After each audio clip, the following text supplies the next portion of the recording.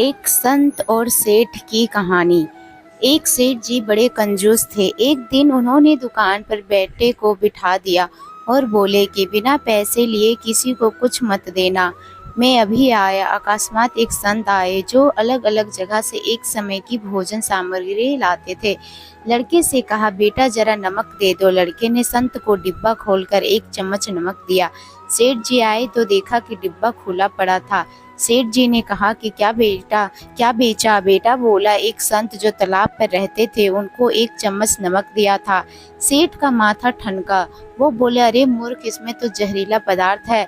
अब सेठ जी भाग कर संत के पास गए। तब तक संत भोजन बनाकर भगवान का भोजन लगाकर खाने की थाली लेकर बैठ चुके थे। सेठ जी दूर से ही बोले, महाराज रुकिए, आप जो नमक लाए थे नमक नहीं था बल्कि जहरीला पदार्थ था। कृपा करके आप ये भोजन ना करें। संत जी बोले, भाई हम तो प्रसाद लेंगे ही, क्योंकि भोग लगा दिया है। भोग लगाकर भोजन छोड़ नहीं सकते। अगर भोग नहीं लगाता तो भोजन बेशक छोड़ देते। ये कहकर संत ने भोजन को प्रसाद समझकर खाना शुरू कर दिया।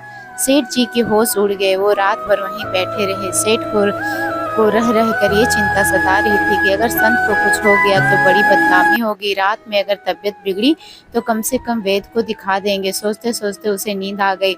सुबह की तरह संत जल्दी उठ गए और नदी में स्नान करने लगे। सेठ जी ने कहा, महाराज तबीयत तो ठीक है। संत बोले, भगवान की कृपा है।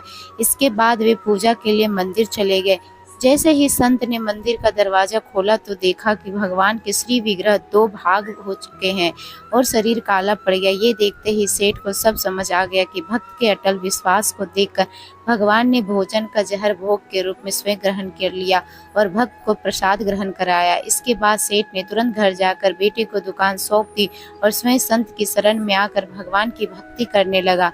सच्ची भक्ति और प्रेम से भगवान को भी जीता जा सकता है। राधे राधे। ऐसी ही कहानियाँ जानने के लिए मेरे चैनल को लाइक कीजिए एंड सब्सक्राइब कीजिए। राधे राधे।